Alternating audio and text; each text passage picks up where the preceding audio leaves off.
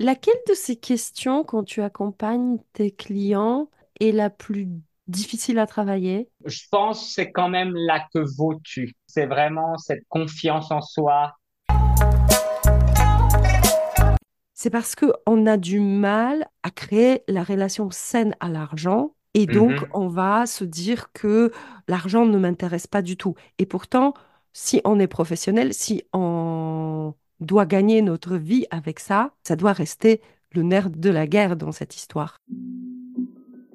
Bienvenue dans le podcast La clé de soi. C'est un rendez-vous pour les femmes qui se demandent comment reprendre les rênes de leur vie. Ici, on parle de tout ce qui bloque notre potentiel, ce qui limite notre audace, ce qui empêche notre épanouissement, mesdames. Je suis Julita, votre guide dans cette aventure de découverte de soi. Je suis coach en transformation personnelle. Alors, si vous sentez que vous vous êtes oublié dans votre quotidien, que vous vivez une vie sous pression qui ne vous correspond pas ou plus, rejoignez le programme La Clé, mon accompagnement qui vous aidera à ouvrir un nouveau chapitre dans votre vie. Pour cela, il vous suffit de programmer le rendez-vous téléphonique avec moi. Le lien est dans la description. Dans ce podcast, je vous réserve des rencontres passionnantes et des partages inspirants. Alors, abonnez-vous dès maintenant. Et si vous êtes prête pour l'épisode du jour, on peut commencer. Et aujourd'hui, je reçois Yves-Alain Portman. Bonjour Yves-Alain. Bonjour, Colita. Alors moi j'ai l'habitude quand déforme mon prénom, c'est Julita, mais il y a des Julita, des Julieta, de Julita, comme vous voulez. Super, Julita, alors. Yves-Alain, c'est assez rare que je reçois à ce micro des hommes, parce qu'on est sur le podcast qui parle pour les femmes, avec les femmes, mais ton profil m'a beaucoup plu. Tu es coach de professionnels de l'accompagnement et tu promets l'acquisition des premiers clients. Jusque-là, on est sur un profil assez connu aujourd'hui sur des réseaux sociaux. On en a beaucoup, mais ton approche est assez particulière et je trouvais que c'est intéressant que mes auditrices l'entendent, ton discours. Tu te préoccupes beaucoup des émotions. Tu te préoccupes beaucoup de l'estime de soi, de confiance en soi. En tout cas, déjà, merci beaucoup pour cette invitation et puis ça me fait plaisir d'échanger avec toi. Avec grand plaisir pour ma part également. Tu as trois questions qui sont le guide de ton accompagnement. Peut-être cet épisode va parler beaucoup plus pour des auditrices qui sont professionnelles de l'accompagnement, qui sont coachs, qui sont thérapeutes ou qui ont envie de devenir, mais aussi on peut transposer ça sur sa vie privée, sur sa vie de maman, sa vie de salarié, sa vie de couple. Qu'est-ce que je vaux dans cette configuration et qu'est-ce que je veux, mais avant tout, qui je suis. Correct. Si on le fait le lien d'abord pour l'accompagnement, les gens que j'accompagne, les professionnels qui se lancent, c'est partir de la base en fait, parce que l'acquisition de clients, c'est l'iceberg, hein, c'est ce qu'on souhaite et c'est ce qu'on vend. C'est ce que tout le monde désire avoir, c'est évidemment avoir des clients. Quand on est entrepreneur, c'est la base, c'est avoir des clients pour faire tourner son entreprise. Moi, je Donc ça, dirais, c'est pour avoir évidemment passé par là, je dirais oui, que c'est à la fois le résultat de oui, beaucoup de correct, choses, mais à la fois le absolument. nerf de guerre. Dès le début, ça devrait être notre objectif premier, même si, surtout les femmes qui sont les professionnels de l'accompagnement, aiment se raconter que, mais moi, c'est pour aider, moi, c'est pour accomplir ma mission. C'est parce qu'on a du mal à créer la relation saine à l'argent et donc Mhm. on va se dire que l'argent ne m'intéresse pas du tout. Et pourtant, si on est professionnel, si on doit gagner notre vie avec ça, ça doit rester le nerf de la guerre dans cette histoire. Oui, et ta réflexion me lance trois thématiques qui sont le pourquoi. Pourquoi est-ce que tu fais ce que tu fais d'une certaine manière quand tu entreprends? Donc, ça permet déjà de voir justement quelle est ta cause. Certaines personnes, leur cause, c'est je désire gagner pour aider quelqu'un d'autre, une association, par exemple. Je désire accompagner quelqu'un parce que j'ai un pourquoi externe. D'autres, c'est pour avancer soi-même simplement dans la vie. Donc, le pourquoi peut être interne et externe. Plus il est externe, plus il est motivant finalement. Mais évidemment, ça doit être aussi lié à soi. Et après, il y a l'état d'esprit. Qu'est-ce qu'on a comme état d'esprit quand on se lance? Tu vois, Ouais. qui est lié aussi finalement à l'objectif. Est-ce que je veux faire ça à 20%, je veux faire ça à 40%, ou lié à un objectif financier? Est-ce que je veux le faire pour gagner 1 000 euros, 2 000 euros, tu vois? Il y a pas de, chacun a son objectif et il est valable pour tout le monde. Finalement, c'est se sentir à l'aise avec cet objectif qu'on se fixe et trouver un équilibre dans tout cet environnement qui est compliqué finalement en tant qu'entrepreneur quand même. Ça demande, comme tu sais, beaucoup de challenges puisqu'il faut gérer pas seulement l'entreprise, déjà soi-même à la base, faut être bien avec soi-même et son environnement, sa famille, ses enfants, ses amis, les aléas de la vie. Donc, c'est un écosystème et un équilibre à trouver dans tout cet environnement. J'aime beaucoup commencer par la question qui es-tu? Parce que cette question, Et quand on la pose aujourd'hui, souvent, on entend la réponse, ce que les gens font dans la vie. Ils se définissent par leur travail. absolument, ouais. Ouais. Et Ouais, lorsque on se Mhm. lance comme coach ou thérapeute, très très souvent, tu me diras ce qui est pour tes clients, on a ce qu'on appelle un syndrome d'imposteur. Donc on n'ose pas vraiment dire que je suis coach, que je suis thérapeute, que je suis accompagnant, je sais pas le titre, peu importe. Alors il y en a pour ceux qui vont brandir leur certification, leur diplôme. Je suis coach certifié. Je suis praticien PNL certifié, mais qui es-tu? Qu'est-ce que tu entends comme réponse quand tu poses cette question? C'est exactement ça. On sort de l'école et on se présente comme un poste. Qu'est-ce qu'on fait? Mais finalement, c'est pas du tout ça. On fait ce travail de qui es-tu pour retracer ta vie, en fait. Tu retraces d'une certaine manière ta vie et trouver dans cette vie qu'est-ce qui est les points positifs et négatifs. Et quand tu te présentes, tu racontes une histoire, finalement. Tu es pas Julita, voilà, ou Yvalin, tu es peut-être une personne qui a vécu différentes expériences, tes parents sont entrepreneurs et toi, tu as aussi voulu devenir entrepreneur et tu te nourris en fait de cette histoire avec les hauts et les bas en fait. Et tu crées le lien avec ton audience. Donc le qui es-tu, c'est vraiment aller retracer, même avant ta naissance, l'origine de où tu viens et créer une histoire et pour qu'elle soit aussi attractive d'une certaine manière pour ton audience et te connaître toi-même. On touche deux choses. Il y a qui es-tu, le profond, le authentique, que Correct? tu le même pas racontes, tu le racontes pas, tu le sais, tu le comprends.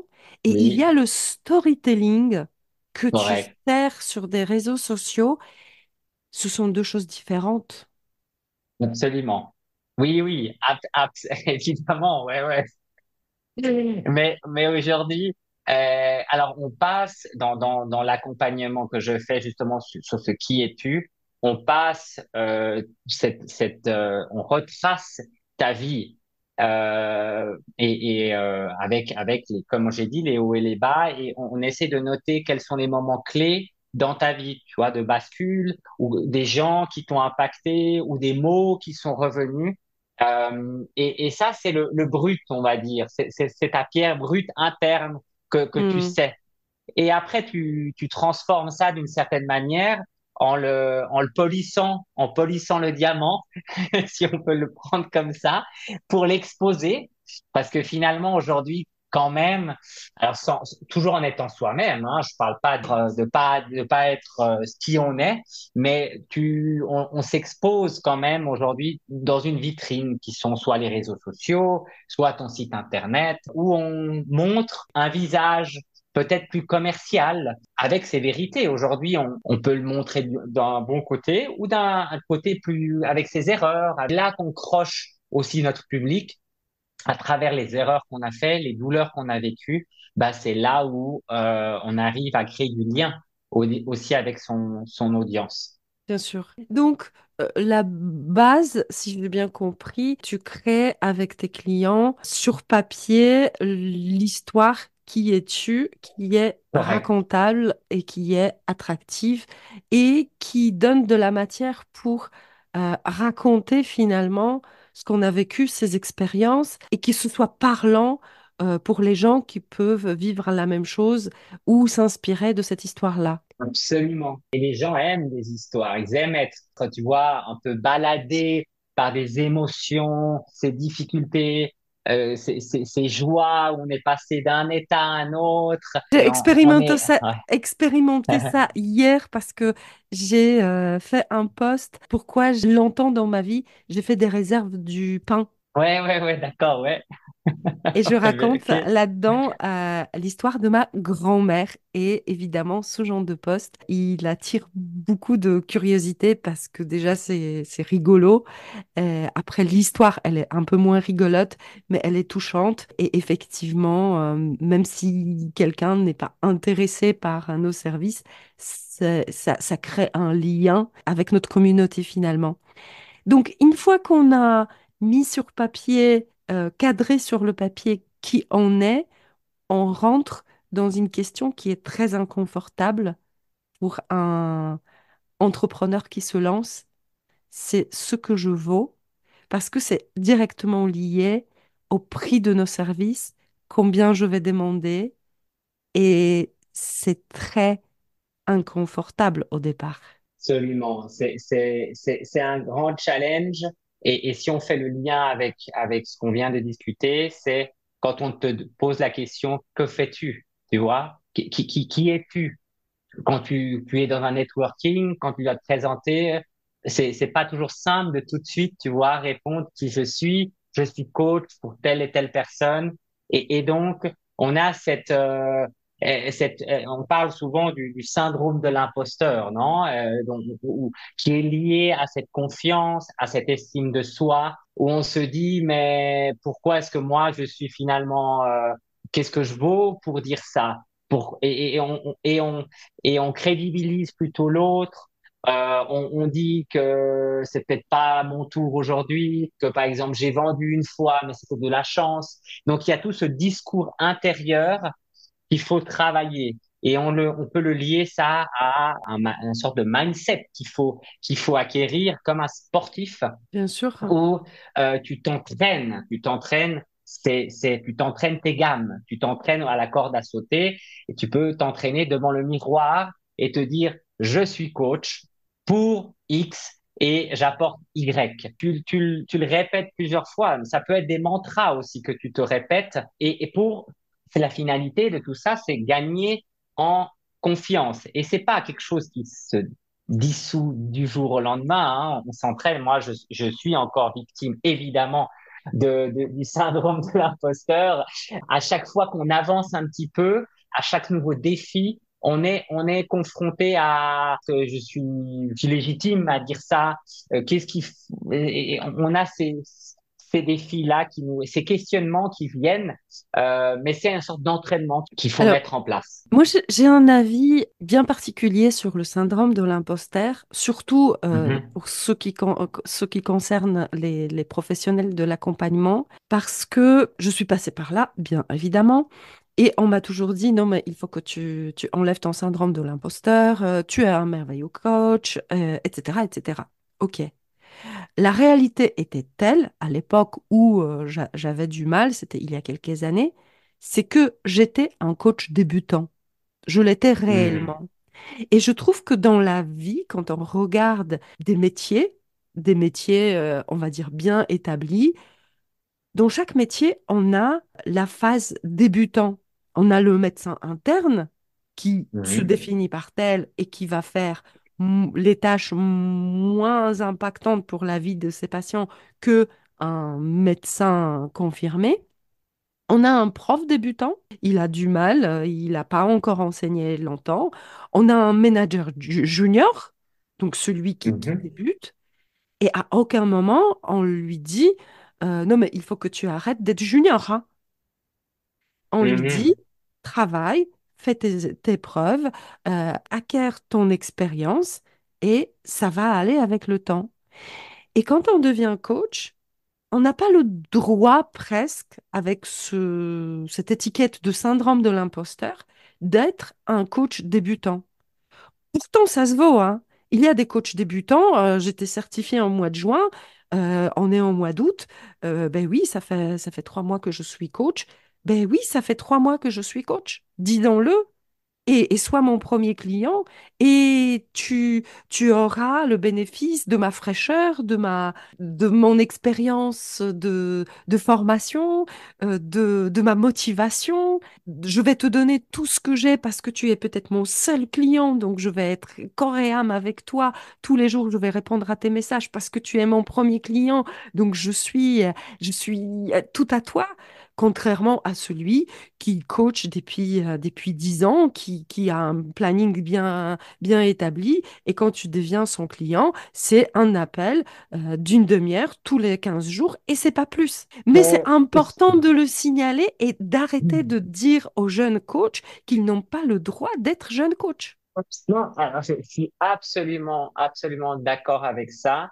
En fait, ce qui se passe ici, c'est on combine deux choses, non? On devient coach, on devient entrepreneur, hein, d'une certaine manière. Et c'est ça alors il y a le jeune coach, mais le jeune coach, il faut être clair, le jeune coach, il a une expérience de vie.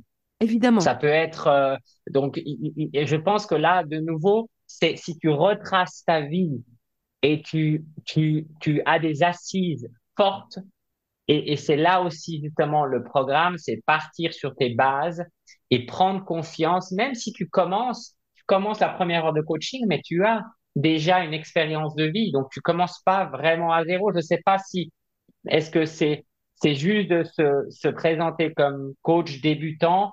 Je me rends pas compte. Peut-être qu'il faut même pas dire coach débutant parce que tu retraces ta vie ou ton expérience, même si tu as Mm. 25 ans, tu as 7 ans, à partir de tes 18 ans, même avant, peut-être que tu es un sportif d'élite ou un musicien d'élite ou j'en sais rien parce que finalement, quand on est jeune, c'est là où on acquiert aussi beaucoup de talent qu'on pratique son talent. Et il y a un paradoxe aussi dans l'entrepreneuriat, c'est que quand on étudie pour un métier, on étudie 10 ans pour un métier et on devient, je sais pas, ingénieur.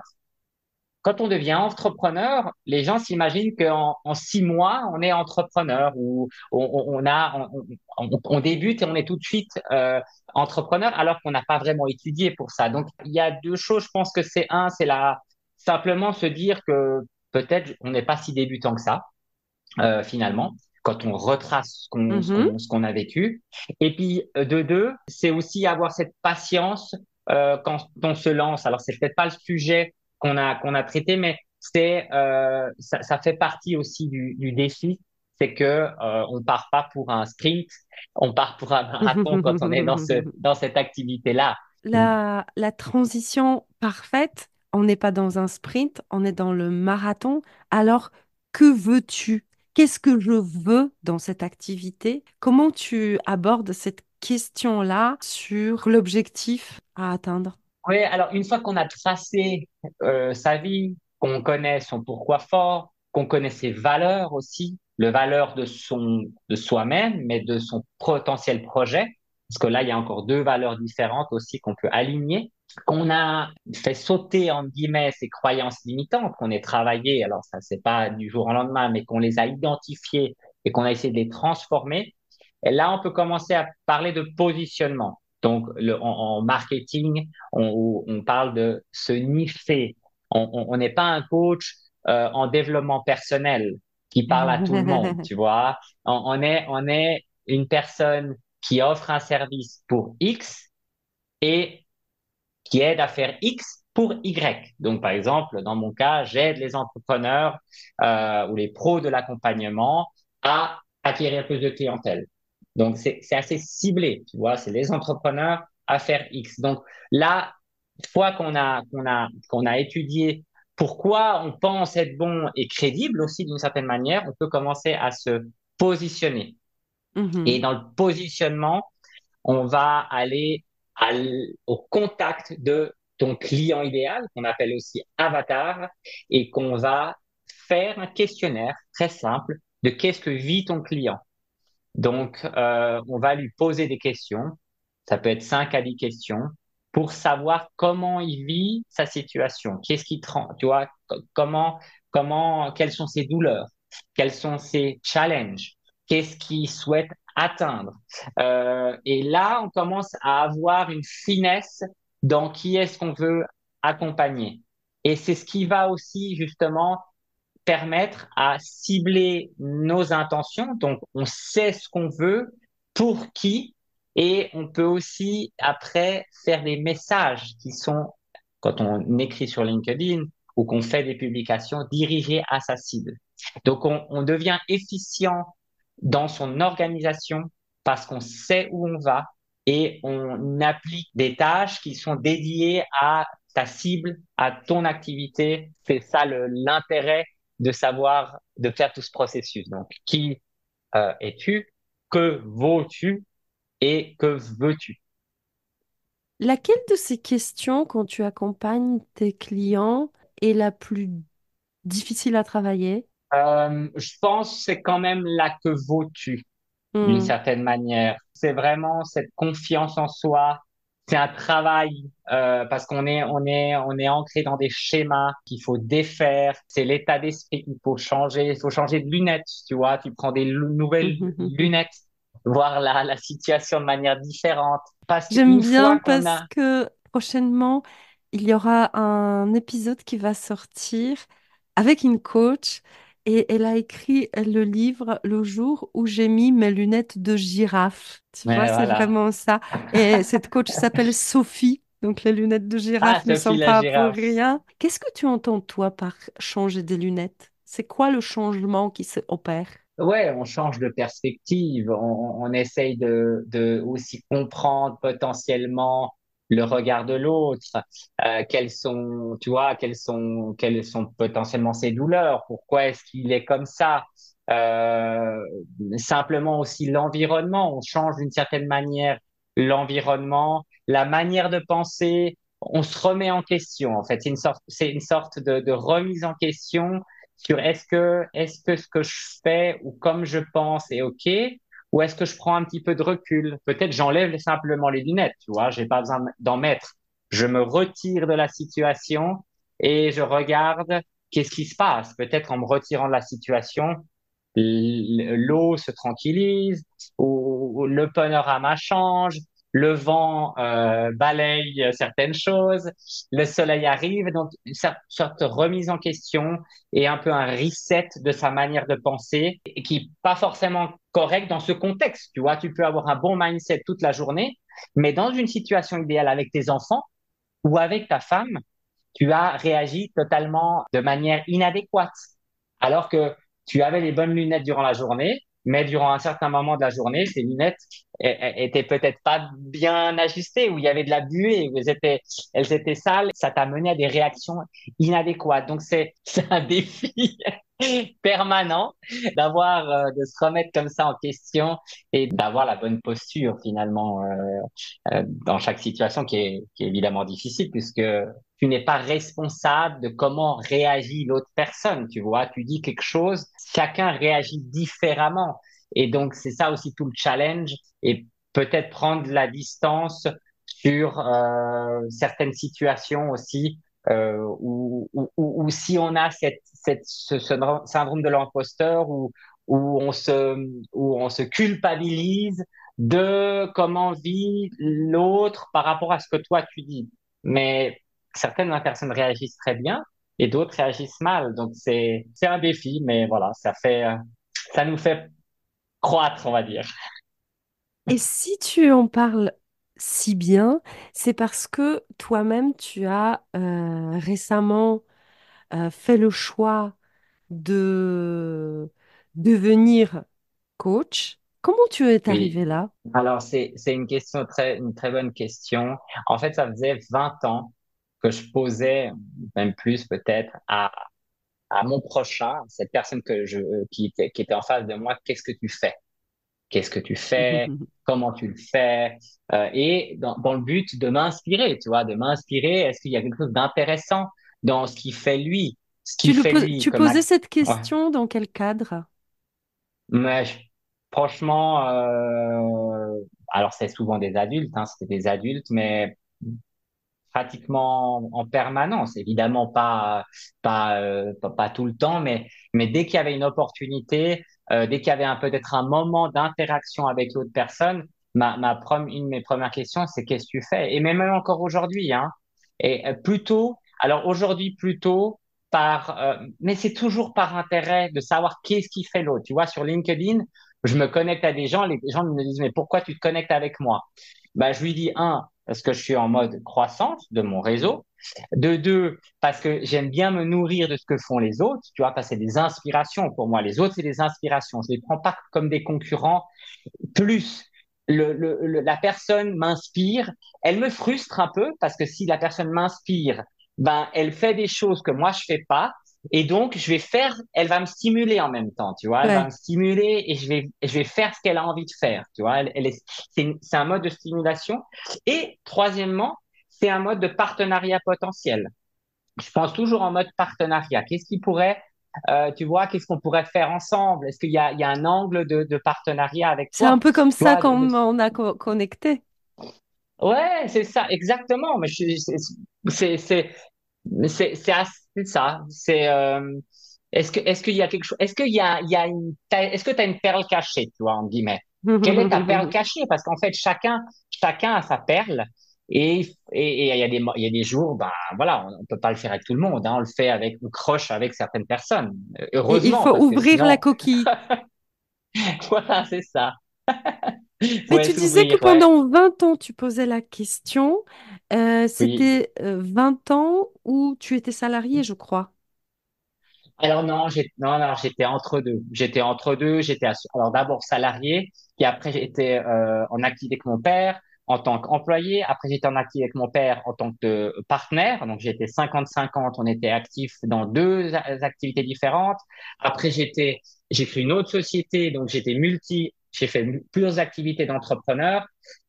Et non, en fait, je pense que peut-être ma mission n'était pas encore, j'étais pas au bout de ma mission. Et même aujourd'hui, hein, je continue à le faire parce qu'en fait, c'est un mode de progression finalement. Là, je me prends conscience avec toi. C'est mon mode de faire, de progresser, de voir qu'est-ce qui se fait encore. Je fais aussi pas mal de choses innovantes, tu vois, en termes de technologie. Je suis assez, par exemple, il y a eu, par exemple, le Bitcoin qui est arrivé, tu sais, c'est cette technologie particulière de mode de paiement du futur, aussi en termes de technologie dans les matières premières. J'essaye, ça m'intéresse tout ce qui est un peu innovant et quand je m'intéresse aux autres, tu vois, AI, je suis quand même assez avancé sur les AI, comme ce qu'il faut utiliser. Je suis évidemment pas un pro, mais ça m'intéresse parce que c'est quelque chose Mhm. qui est, en plus pour nous les coachs, c'est super important dans le sens où il y a beaucoup de tâches administratives qu'on peut déléguer grâce à l'intelligence artificielle. Donc ça nous remplace pas, mais ça nous aide beaucoup. C'est un assistant, on va dire, supplémentaire. Ouais. Donc, toujours curieux des histoires des gens. Et Oui, à quel moment tu te dis, OK, je vais en faire mon métier? c'était lié à l'activité d'entrepreneur. En fait, ce que je lis aujourd'hui, c'est vraiment l'activité d'entrepreneuriat et de coaching. Et je me suis cherché durant 2 ans, hein, j'ai coaché des enfants sur des empreintes émotionnelles, tu vois, la peur de l'avion, la peur Hmm. des guêpes, la peur d'aller à l'école. Après, j'ai coaché des gens sur la santé. Donc des problèmes de poids, des problèmes, tout type de problèmes liés à la santé et des entrepreneurs, des entrepreneurs. Et au fil du temps, je me suis dit, mais où est-ce que je suis le plus crédible? Est-ce que c'est celui avec les enfants? Parce que les enfants me disent, j'aimais bien la progression, et j'aime bien parce que c'est une âge où on a besoin de soutien et c'est l'enfant progresse, il est motivé. Mais je me suis dit, où est ma crédibilité? C'est quand même dans l'entrepreneuriat où j'ai le plus de stimulation parce que j'aime les nouveaux projets. J'aime quand la personne en face de soi a un nouveau challenge dans une nouvelle thématique. Donc, c'est pour ça que je suis pas non plus niché sur les coachs quand j'accompagne. Je suis pas l'accompagneur des coachs uniquement. J'accompagne peut-être un thérapeute, quelqu'un qui fait des massages, qui est un naturopathe, un vidéaste, un copywriter, quelqu'un qui se lance dans l'activité et qui a besoin de ce mindset. Et c'est ça qui me stimule, en fait. Moi, je m'élève à travers l'autre et c'est un échange finalement tout au long de l'accompagnement. Tu as envie de transmettre ta définition et ta vibration d'entrepreneur. Oui, c'est ça. Je le vois vraiment comme le fil conducteur, c'est quand même toujours le plaisir, hein. C'est peut-être difficile de l'entendre en tant qu'entrepreneur parce que parfois c'est pas du tout du plaisir parce qu'il faut gérer beaucoup de choses, on a des frustrations, mais en même temps, chaque fois qu'on arrive à les surpasser, ben on est content, on passe un nouveau palier.